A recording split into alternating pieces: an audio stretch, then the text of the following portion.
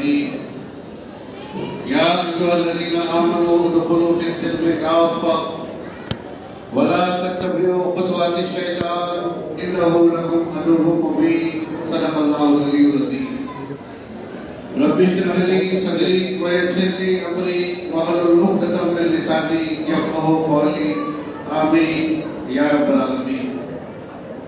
قابل احترام امیر حلقہ جماعت اسلامی ہند ریاست آندھرا پردیش اور ڈیس پر تشریف فرما دیگر ذمہ داران اور آج کے اس ایک روزہ اجتماع کے اندر تشریف فرما ارکان و کارکنان مرد و خواتین اور عزیز عیسائیوں اور احباب کے نوجوان دوستوں، السلام علیکم ورحمۃ اللہ وبرکاتہ. محترم حضرات، جیسا کہ آپ نے عنوان سماعت کیا، مومن کی تصویر قرآن مجید کے آئینے میں، انشاءاللہ میں اپنے دیے گئے وقت کے اندر اس بات کی کوشش کروں گا کہ عنوان آپ حضرات کے سامنے آئے. قرآن مجید کو جب آپ پڑھیں گے، اس کا مطالعہ کریں گے، تو آپ کو قرآن مجید کے اندر مختلف آیتیں ملیں گی. کہیں اللہ تبارک و تعالیٰ نے لوگوں کو مخاطب کیا یا ایھا الناس، اے لوگوں. کہیں اللہ تبارک و تعالیٰ نے قرآن مجید کے اندر کہا کہ یا ایھا المشرکین. کہیں اللہ تبارک و تعالیٰ نے کافروں کو مخاطب کیا، اور کہیں اللہ تبارک و تعالیٰ نے کہا کہ یا اہل الکتاب، اے کتاب کے رکھنے والوں. اور کہیں اللہ تبارک و تعالیٰ نے انتہائی محبت بھرے لہجے میں کہا یا ایھا المؤمنون، اے لوگوں جو ایمان لائے. قرآن مجید کے اندر 88 آیتیں ایسی ہیں جہاں اللہ تبارک و تعالیٰ نے قرآن مجید کے اندر کہا کہ یا ایھا المؤمنون، اے وہ لوگوں جو ایمان لائے ہو. میں تم سے کچھ کہنا چاہتا ہوں. اللہ تبارک و تعالیٰ نے اعلان کہ آپ کا مقام، آپ کا مرتبہ، آپ کی حیثیت، آپ کا بلند رتبہ، کہ میں اہل کتاب سے مخاطب نہیں، میں کافر اور مشرک سے مخاطب نہیں، میں انسانوں سے مخاطب نہیں، بلکہ میں میرے فرما بردار بندوں سے مخاطب ہوں. اللہ تبارک و تعالیٰ کہتا ہے کہ یا ایھا المؤمنون. اس طرح قرآن مجید کے اندر 88 مرتبہ اللہ تبارک و تعالیٰ نے اہل ایمان کو مخاطب کیا اور اپنے مختلف احکامات بتائے. محترم حضرات، یہ تمام کی تمام آیتوں کو اگر ہم جمع کریں، یہ تمام کی تمام آیتوں کا اگر ہم عنوان بنائیں، تو آپ کو محسوس ہوگا اس میں ایمان کی دعوت دی گئی، اس میں تقوی کی دعوت دی گئی، اس میں اطاعت کی دعوت دی گئی، اس میں انفاق کی دعوت دی گئی، اس میں صبر اور استقامت کی دعوت دی گئی، اس میں دعوت الحق کی دعوت دی گئی، اس میں حسن معاملات اور حسن معاشرت کی دعوت دی گئی، اور بہت ساری چیزوں کا تذکرہ اللہ تبارک و تعالیٰ نے آیتوں کے اندر کیا. میں ان باتوں کی طرف نہیں جاؤں گا جو عموماً ایک مومن کے اوپر لازم آتی ہے. جب آپ داخل اسلام ہوتے ہیں، ایمان کے اندر داخل ہوتے ہیں، اول فرصت میں نماز آپ کے اوپر فرض کر دی جاتی ہے. نماز کے بغیر ایمان کا تصور نہیں، ایمان کے بغیر نماز کا تصور نہیں. یہ دونوں چیزیں ایک دوسرے کے لیے انتہائی لازم اور مطلوب ہیں. محترم حضرات، میں قرآن مجید کی آیات سے مزید جس چیز کی طرف آپ حضرات کی توجہ کرتا ہوں، یہاں بڑی تعداد کے اندر اہل علم، اہل ذوق موجود ہے. قرآن مجید میں اللہ تبارک و تعالیٰ نے کہا مومن کی سب سے اہم صفت یہ ہے کہ وہ بنیادی طور پر داعی ہوتا ہے. بنیادی طور پر وہ داعی ہے، اور اس کا کام یہ ہے کہ وہ زندگی کے ہر اینگل کے اوپر، زندگی کے ہر زاویے کے اندر لوگوں کو برائیوں سے روکتا ہے، لوگوں کو نیکیوں کا حکم دیتا ہے. یہ مومن کی بنیادی شناخت، بنیادی پہچان. چاہے برائی بڑی ہو، چاہے برائی چھوٹی ہو، چاہے نیکی بڑی ہو، چاہے نیکی چھوٹی ہو، مومن کا کام یہ ہے کہ وہ لوگوں کو برائیوں سے روکے.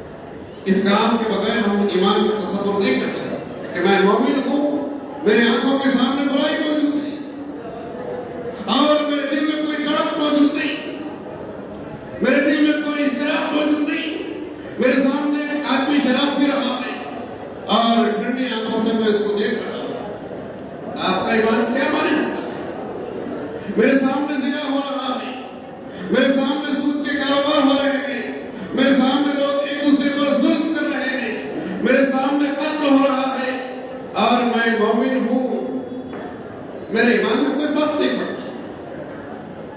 میں مومن ہوں، میرے ایمان کے اندر کوئی تڑپ پیدا نہیں ہوتی. میں مومن ہوں، میرے ایمان کے اندر کوئی اضطراب پیدا نہیں ہوتی.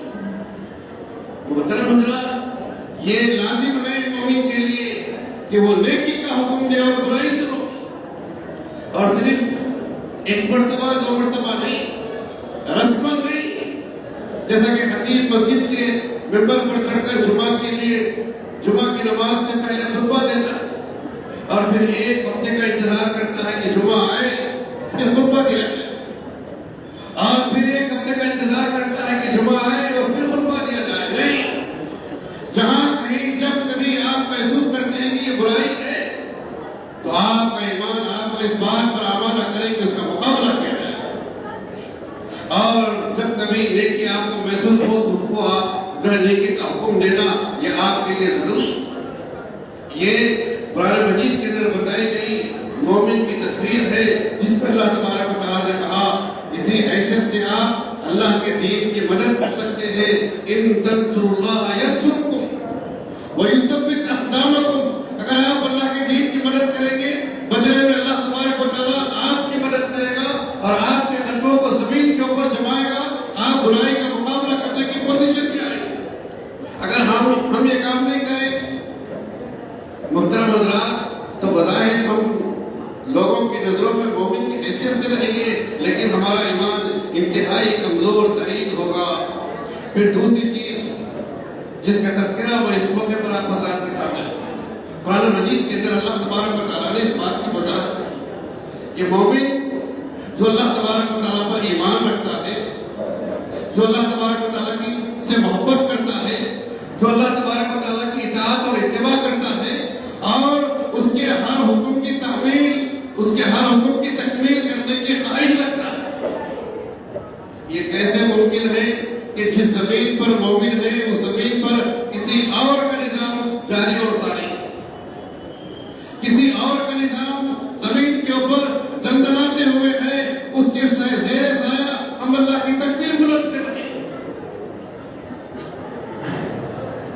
یہ مومن کے لیے مومن کی کیفیت یہ ہے کہ جب کبھی جہاں کہیں وہ دیکھتا ہے کہ طاغوت مضبوط ہے، شیطان مضبوط ہے، اسلام دشمن عناصر مضبوط ہے، غیر اسلامی نظام زندگی مضبوط ہے، تو اس کا دوسرا کام یہ ہوتا ہے کہ اس کو کمزور سے کمزور کر کیا جائے اور پھر اسلام کے اندر مکمل طور پر داخل ہونے کا کام کیا جائے.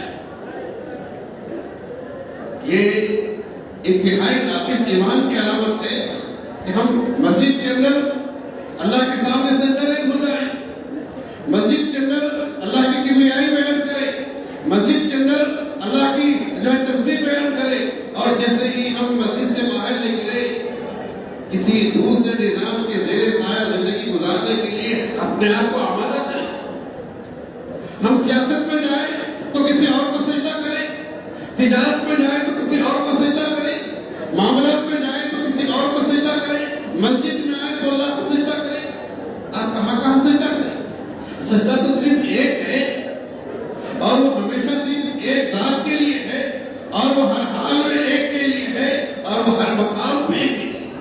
محترم حضرات، جہاں کہیں مومن کی حیثیت ہے کہ جب وہ نظام باطل کو دیکھتا ہے تو مچل جاتا ہے. آج ہمارے سماج کے اندر آپ محسوس کریں گے کہ سودی نظام کا چلن، سودی لین دین کا چلن، نظام معیشت کے اندر سودی کاروبار آج جو ہے ہائیجیک کیے ہوئے ہیں، اور ہم ہیں کہ اسی نظام سے وابستہ ہے اور اسی نظام سے ہمارا لین دین جاری ہے، اسی نظام کے اندر ہمارے شب و روز ہے. کہیں ہمارے ایمان کے اندر کوئی فرق نہیں ہے. ایسا ایمان اللہ کو مطلوب نہیں، ایسا ایمان اللہ کے ہاں قابل قبول نہیں، ایسا ایمان اللہ کے ہاں پسندیدہ نہیں جو صرف مسجد میں اللہ کی کبریائی بیان کرے اور مسجد کے باہر کسی اور کی کبریائی بیان کرے، مسجد کے اندر اللہ اس کے رسول کی باتوں کا اقرار کرے اور باہر جانے کے بعد کسی اور باتوں کی تعریف اور توصیف کرے. ہماری زندگی کے اندر نظام باطل جو آج ہمارے سروں کے اوپر مسلط کیا گیا ہے، آج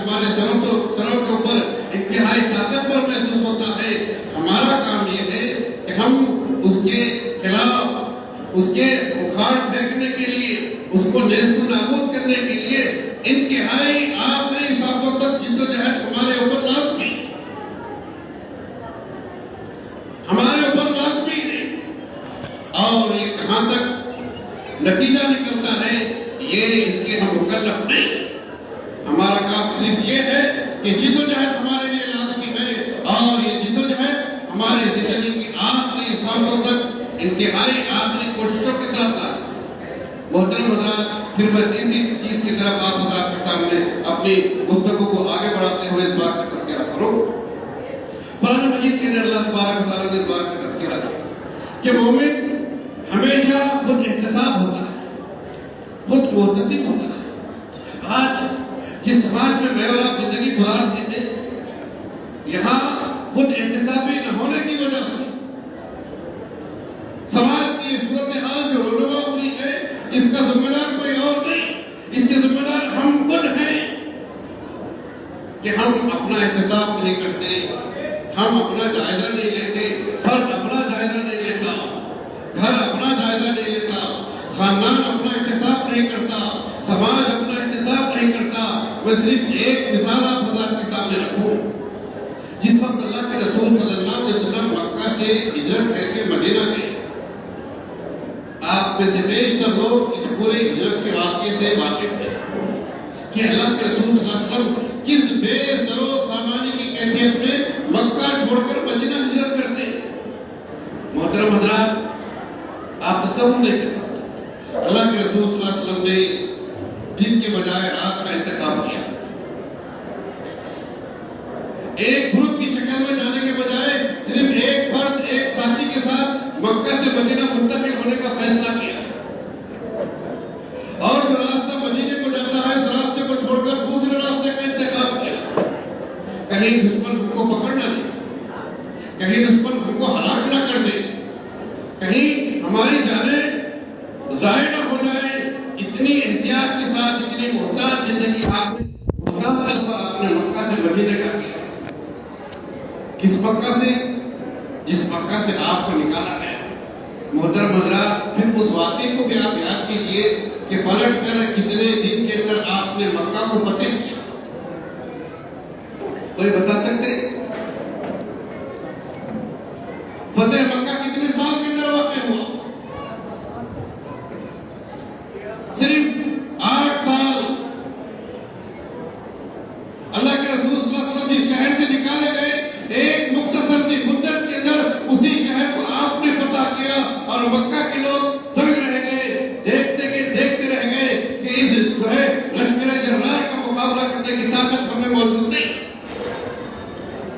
جب ایک فرد اپنا احتساب کرتا ہے، جب ایک خاندان اپنا احتساب کرتا ہے، جب ایک سماج اپنا احتساب کرتا ہے، اس پوزیشن میں پہنچتا ہے اور مکہ فتح ہوتا ہے، اور مکہ اور مدینہ دونوں مسلمانوں کے ہاتھوں میں آتی ہے۔ اس احتساب کے نہ ہونے کی وجہ سے آج ہمیں یہ سمجھا دیا گیا ہے دنیا میں سب سے کامیاب آپ ہیں، آپ اللہ کے چہیتے ہیں، آپ اللہ کے فرما بردار ہیں، آپ نماز پڑھتے ہیں، آپ روزہ رکھتے ہیں، آپ زکوٰۃ دیتے ہیں، آپ حج کرتے ہیں، آپ دین کا کام کرتے ہیں، آپ ماہانہ 20-25 روپے خرچ اور خیرات کرتے ہیں، آپ سے نیک اس دنیا کے اندر کوئی اور نہیں ہے۔ جنت آپ کا انتظار کر رہی ہے، اور جنت کسی اور کے لیے بنائی ہے۔ محترم حضرات، یہ سوچ اور یہ کیفیت اس ملک کے اندر آج ہمیں اس مقام پر پہنچائے گا۔ سالوں گزر گئے ہمارے، ایک بحیثیت مومن کے ایک فرد کے اندر کوئی تبدیلی رونما نہیں، ایک محلے کے اندر کوئی تبدیلی رونما نہیں، ایک خاندان کے اندر کوئی چینج نہیں آیا، ایک گاؤں کے اندر کسی قسم کا کوئی جو ہے تبدیلی رونما نہیں۔ اس کی وجہ کیا ہے؟ اس کی وجہ یہ ہے کہ ہم نے خود احتسابی چھوڑ دی، ہم نے اپنا جائزہ لینا چھوڑ دیا۔ حضرت حنظلہ رضی اللہ تعالیٰ دوڑتے ہوئے آتے ہیں اللہ کے رسول صلی اللہ علیہ وسلم کے پاس۔ حنظلہ منافق ہو گیا۔ کیا کوئی صحابی منافق ہو سکتا ہے؟ لیکن جب آدمی اپنا جائزہ لیتا ہے، اپنا احتساب کرتا ہے، تو اسے محسوس ہوتا ہے کہ میں ناکام ہو گیا۔ حضرت درمیان میں حضرت ابوبکر صدیق رضی اللہ تعالیٰ عنہ ملتے کہ بات کیا ہے؟ وہ کہتے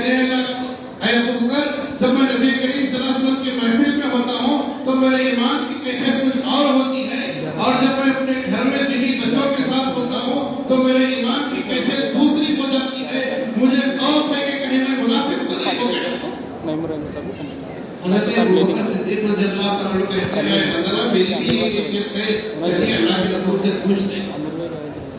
محترم حضرات, کبھی اس طرح کا احساس ہم نے اپنی زندگیوں کا کیا؟ ہم نے کبھی اپنے سالوں کا کیا, کبھی ہم نے اپنے مہینوں کا, ہفتوں کا کیا؟ اگر کرتے تو آج مسلمان اس ملک میں کسی اور کیفیت میں ہوتے. آج ہماری شان, آج ہمارا مقام, آج ہمارا مرتبہ اس ملک میں کوئی اور ہوتا اور اس کی کیفیت کچھ اور ہوتی.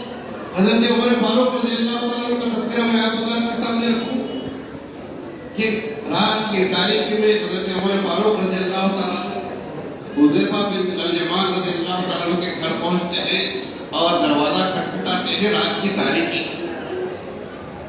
اور جیسے ہی حضرت حذیفہ دروازہ کھولتے ہیں, سامنے حضرت عمر امیر المومنین وقت کے خلیفہ موجود ہیں اور پسینے میں شراب ہوا ہے. اور حضرت حذیفہ سے امیر المومنین کہتے ہیں, حذیفہ مجھے معلوم ہے جنگ تبوک سے واپسی کے موقع پر رسول رحمت صلی اللہ علیہ وسلم نے آپ کو مدینے کے منافقوں کے نام بتائے. تو حضرت حذیفہ کے دل میں ایک خیال آتا ہے رسول اللہ نے نام بتایا اور ساتھ میں یہ بھی کہا کہ ناموں کو بتایا نہ جائے, اور وقت کا امیر مجھ سے ناموں کو پوچھنا چاہتا ہے اور جاننا چاہتا ہے کہ مدینے میں کتنے منافق موجود ہیں. اسی کیفیت میں تھے کہ حضرت عمر فاروق رضی اللہ تعالیٰ دوسرا سوال کرتے ہیں, حذیفہ ان ناموں کو جاننے کے لیے میں تمہارے پاس نہیں آیا, میں صرف اتنا جاننا چاہتا ہوں ان منافقوں کی فہرست میں کہیں میرا نام تو نہیں. آپ تصور کیجئے کہ جب ایک فرد اپنا احتساب کرتا ہے وہ کس مقام تک پہنچتا ہے.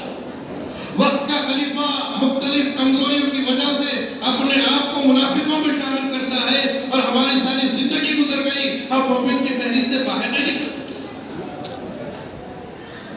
جب فرد اپنا احتساب کرتا ہے تو نہ صرف اس کی زندگی تبدیل ہوتی ہے بلکہ اس کا لیول بھی تبدیل ہوتا ہے, اس کا ایمان بھی مضبوط ہوتا ہے, اس کے اعمال میں بھی اخلاص پیدا ہوتا ہے اور پھر اس کی جد و جہد, اس کی جانفشانی اور اس کی ساری زندگی انتہائی ایک اونچے مقام تک پہنچتا ہے. اس خود احتسابی کے عمل کو ہم میں کے ہر فرد کے اندر ڈیولپ کرنے کی ضرورت ہے, ہر فرد کے اندر آگے. آپ سے کون پوچھے گا کہ آپ نماز پڑھے ہیں کہ نہیں پڑھے؟ آپ سے میرا کیا تعلق؟ میں آپ سے کیوں پوچھوں کہ آپ روزہ رکھے ہیں کہ نہیں رکھے؟ میں آپ سے کیوں سوال کروں کہ آپ طہارت سے ہیں کہ نہیں؟ میں آپ سے کیوں پوچھوں کہ آپ خیرات کرتے ہیں کہ نہیں کرتے؟ میں آپ سے کیوں سوال کروں کہ آپ اسلامی طریقے کے مطابق اپنے بچوں کی شادی کرتے ہیں کہ نہیں کرتے؟ آپ سے میرا کیا تعلق ہے؟ میں کیوں اس بھرم میں ہوں کہ کوئی مجھ سے پوچھے؟ میں کیوں اس بھرم میں ہوں کہ کوئی مجھے ٹوکے؟ میں کیوں اس بھرم میں ہوں کہ کوئی مجھے بتائے؟ کیا مجھے نہیں معلوم ہے نماز پڑھنا ہے؟ کیا مجھے نہیں معلوم ہے کہ شریعت کے مطابق زندگی گزارنا ہے؟ کیا مجھے نہیں معلوم ہے زکوٰۃ ادا کرنا ہے؟ کیا مجھے نہیں معلوم ہے رمضان کے روزے رکھنے ہیں؟ کیا مجھے نہیں معلوم ہے اسلامی طریقے کے مطابق میرے بچوں کی شادی کرنی ہے؟ میں کسی اور کا کیوں منتظر ہوں؟ کوئی اور مجھے کیوں بتائے؟ کوئی اور مجھے کیوں سکھائے؟ کوئی اور مجھے کیوں ٹوکے؟ میں کسی اور کے بھروسے اپنی جنت کا سودا کیوں کروں؟ کیا اگر کوئی دوسرا پوچھنے والا نہیں ہے تو میں کرنے کے لیے تیار نہیں. اگر کوئی مجھے نہ بتائے کہ آپ نماز کا وقت ہو گیا تو کیا میں نماز پڑھنے والا نہیں؟ محترم حضرات, اس غلط فہمی کے اندر ہم کب تک زندگی گزاریں؟ کیا کوئی ہمیں اجتماع میں نہ بلائے تو کیا نندیال کے اندر کبھی اجتماع منعقد نہیں ہوگا؟ آپ تصور کیجیے ہم ایسی غفلت کی زندگی کے اندر کہ کوئی آئے مجھے بلائے, کوئی آئے مجھے سمجھائے, کوئی آئے مجھے بتائے, کوئی آئے مجھے تیار کرے, کوئی آئے مجھے سجائے. یہ کیسی جو ہے بے رقم زندگی ہے, کیسی غفلت کی زندگی ہے جس کے اندر ہم مبتلا ہے. اور خوش فہمی یہ ہے کہ جنت میرا منتظر ہے, جنت میرا استقبال کر رہے ہیں. اور جہنم کسی اور کے لیے بنائی ہے۔ محترم حضرات، اس خوش فہمی غلط فہمی سے مومنین کو باہر آنے کی ضرورت ہے۔ پھر میری گفتگو کے اگلے حصے میں اس بات کو بھی تذکرہ کروں، مومن ہمیشہ راہ عزیمت کو اختیار کرتا ہے، راہ رخصت کو منافق اختیار کرتا ہے۔ زندگی کے مختلف زاویوں کے اندر آپ دیکھیں گے کہ دو راستے، ایک آسان راستہ اور ایک وہ راستہ ہے جس پر انبیاء نے چل کر بتایا ہے، ایک وہ راستہ ہے جس پر صحابہ نے چل کر بتایا ہے، ایک وہ راستہ ہے جس پر صدیقین اور شہداء نے چل کر بتایا ہے۔ یہ راستہ عزیمت کا راستہ ہے اور یہ راستہ انتہائی کٹھن راستہ ہے، اور اسی راستے سے ہو کر جنت کا راستہ نکلتا ہے۔ ہم میں بھی کتنے لوگ ہیں جو اس کٹھن راستے کو اختیار کرنے کے لیے تیار؟ آسان راستہ تو سب اختیار کرتے ہیں، آسان سنتیں تو ہم کو سب یاد، آسان احکامات ہمارے درمیان بار بار اعلان کیے جاتے ہیں، لیکن مومن ہمیشہ آسان راستے کو اختیار نہیں کرتا، بلکہ مومن ہمیشہ راہ عزیمت کو اختیار کرتا ہے۔ مومن ہمیشہ راہ رخصت سے نہیں بلکہ راہ عزیمت سے گفتگو کرتا ہے۔ مومن کی یہ شان ہے کہ وہ ہمیشہ خدا سے قریب ہونا چاہتا ہے، مومن کی یہ شان ہے کہ وہ ہمیشہ اللہ اس کے رسول سے قریب تر رہنا چاہتا ہے، مومن کی یہ شان ہے کہ وہ ہمیشہ صدیقین اور شہداء کے طریقے پر زندگی گزارنا چاہتا ہے۔ لیکن آج مومنین کی ایک دوسری صورت ہے جو سماج کے اندر مجھ کو اور آپ کو دیکھنے کو ملتی ہے۔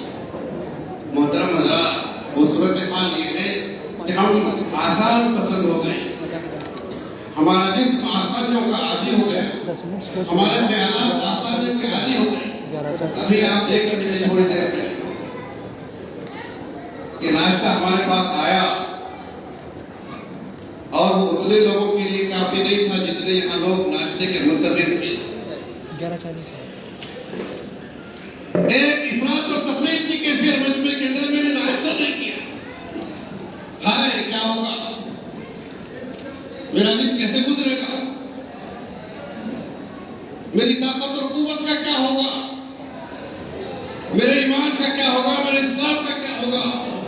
بڑی تعداد اس کشمکش میں، اس تذبذب کی کیفیت میں ہے کہ مجھے ناشتہ نہیں ملا۔ اللہ کے رسول صلی اللہ علیہ وسلم کو دنوں کو یاد کیجیے،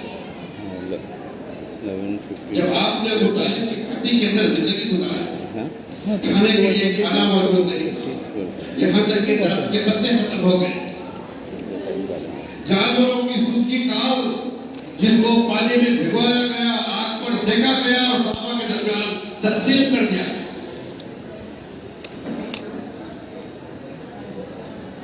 یہ دین جو ہی آج ہم تک نہیں پہنچا، یہ راہ عزیمت پر چل کر ہم تک آیا ہے اور ہم نے اس کو راہ رخصت پر تقسیم کر دیا۔